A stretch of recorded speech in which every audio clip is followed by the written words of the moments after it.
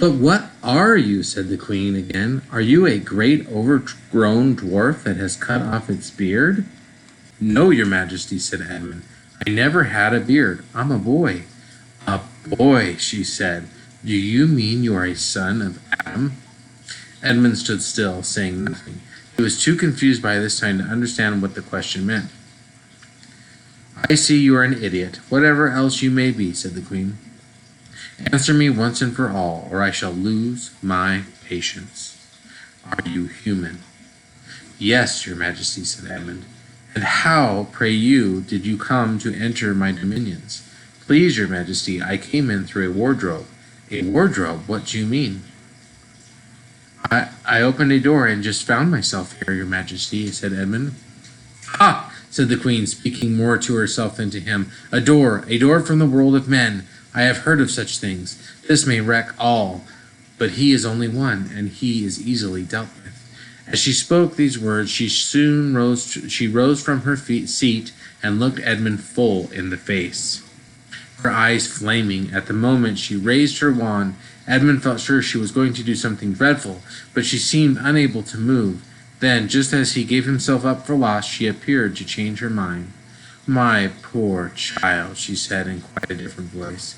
How cold you look. Come and sit with me here on the sledge, and I will put my mantle around you, and we will talk. Edmund did not like this arrangement at all, but he dared not disobey. He stepped onto the sledge and sat at her feet, and she put a fold of her fur mantle around him and tucked it well in. Perhaps something hot to drink, said the queen. Should you like that? Yes, please, your majesty, said Edmund, whose teeth were chattering. The queen took from somewhere among her wrappings a very small bottle which looked as if it were made of copper. Then, holding out her arm, she let one drop fall from it onto the snow beside the sledge. Edmund saw the drop for a second in mid-air, shining like a diamond, but the moment it touched the snow there was a hissing sound, and there stood a jeweled cup full of something that steamed. The dwarf immediately took this and handed it to Edmund with a bow and a smile, not a very nice smile. Edmund felt much better as he began to sip the hot drink. It was something he had never tasted before, very sweet and foamy and creamy, and it warmed him right through his toes. It is dull, son of Adam, to drink without eating, said the queen presently. Would you like something to eat? Turkish delight, please, your majesty, said Edmund. The queen let another drop fall from her bottle onto the snow, and instantly there appeared a round box, tied with green silk ribbon, which when opened turned out to contain several pounds of the best Turkish delight. Each piece was sweet and light to the very center, and Edmund had never tasted anything more delicious. He was quite warm now and very comfortable. While he was eating, the queen kept asking him questions. At first Edmund tried to remember that it is rude to speak with one's mouth full, but soon he forgot all about this and thought only of trying to shovel down as much Turkish delight as he could. And though the more he ate, the more he wanted to eat, and he never asked himself why the queen should be so inquisitive, she got him to tell her that he had one brother and two sisters, that one of his sisters had already been in Narnia and had met with a faun, and that no one except himself and his brother and sisters knew anything about Narnia. She seemed especially interested in the fact that there were 4 of them, and kept on coming back to it. You are sure that there are just 4 of you, she asked, 2 sons of Adam and 2 daughters of Eve, neither more nor less. And Edmund, with his mouth full of Turkish delight, kept saying, Yes, I told you that before, and forgetting to call her your majesty, but she didn't seem to mind now. At last the Turkish delight was all finished, and Edmund was looking very hard at the empty box, and wishing that she would ask him whether he would like some more. Probably the queen knew quite well what he was thinking, for she knew, though Edmund did not, that this was enchanted Turkish delight, and that anyone who had once tasted it would want more and more of it, and would even, if they were allowed, to go on eating it till they killed themselves. But she did not offer him any more. Instead, she said to him, Son of Adam, I should so much like to see your brother and your 2 sisters. Will you bring them to me? I'll try, said Edmund, still looking at the empty box, because if you did come again, bringing them with you, of course, I'd be able to give you some more Turkish delight. I can't do it now. The magic will only work once. In my house it would be another matter. "Why can't we go to your house now?" said Edmund.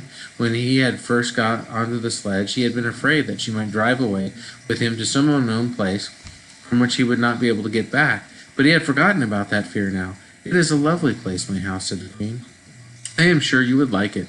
There are whole rooms full of Turkish delight, and what's more, I have no children of my own.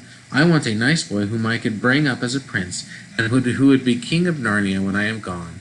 While he was prince, he would wear a gold crown and eat Turkish delight all day long, and you are much the cleverest and handsomest young man I've ever met.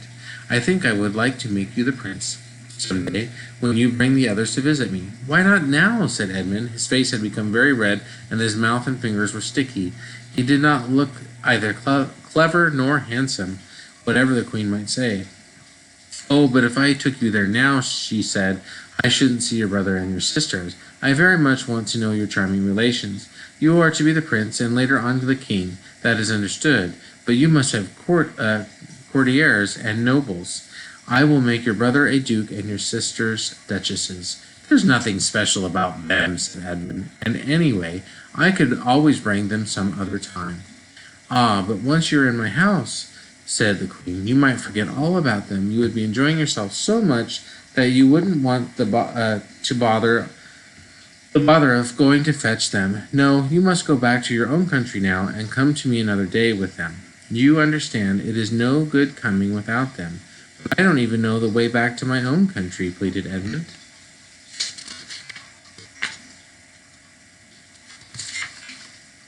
"That's easy," answered the Queen. "Do you see that lamp?" She pointed with her wand, and Edmund turned and saw the same lamppost under which Lucy had met the fawn. "Straight on beyond that is the way to the world of men. And now look the other way." Here she pointed to the opposite direction. "And tell me if you can see two little hills rising above the trees." "I think I can," said Edmund.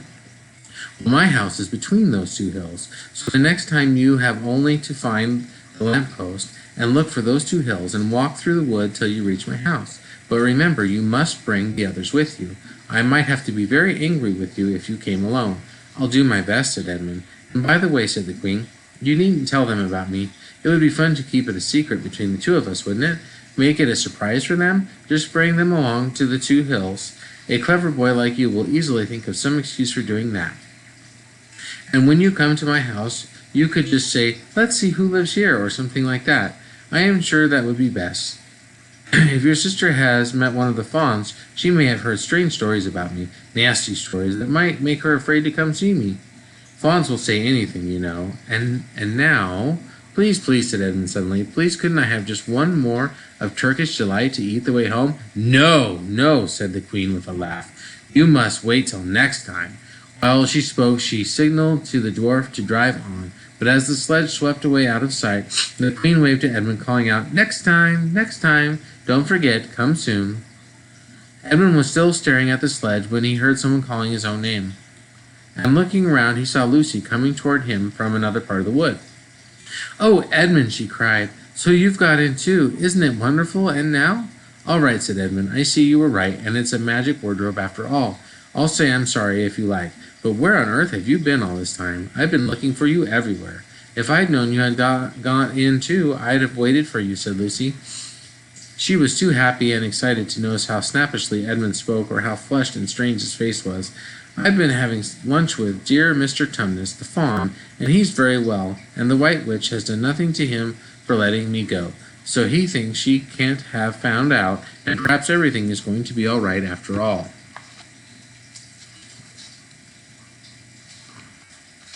"The White Witch?" said Edmund. "Who's she?" "She is a perfectly terrible person," said Lucy. "She calls herself the Queen of Narnia. Now she has no right to be queen at all. And all the fauns and dryads and naiads and dwarfs and animals, at least all the good ones, simply hate her. And she can turn people into stone and do all kinds of horrible things, and she has made magic so that it is always winter in Narnia. Always winter, but it never gets to Christmas. And she drives about on a sledge drawn by a reindeer with her wand in her hand and a crown on her head." Edmund was already feeling uncomfortable from having eaten too many sweets, and when he heard that the lady he had made friends with was a dangerous witch, he felt even more uncomfortable.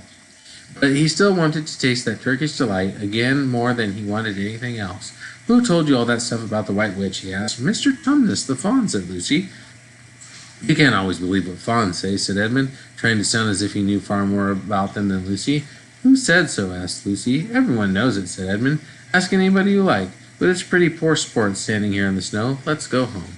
Yes, let's, said Lucy. Oh, Edmund, I'm glad you got in too. The others have to believe in Narnia now that both of us have been here. What fun it will be. But Edmund secretly thought that it would not be as good fun for him as for her.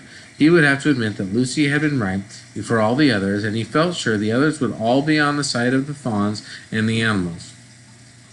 But he was already more than half on the side of the witch. He did not know what he would say or how he would keep his secret once they were all talking about Narnia. By this time they had walked a good way. Then suddenly they felt coats around them instead of branches, and next moment they were both standing outside the wardrobe in the empty room. I say, said Lucy, you do look awful, Edmund. Don't you feel well? I'm all right, said Edmund, but this was not true. He was feeling very sick. Come on then, said Lucy, let's find the others. What a lot we shall have to tell them, and what wonderful adventures we shall have now that we're all in it together. All right, next week we'll do chapter 5, back on this side of the door. See you soon.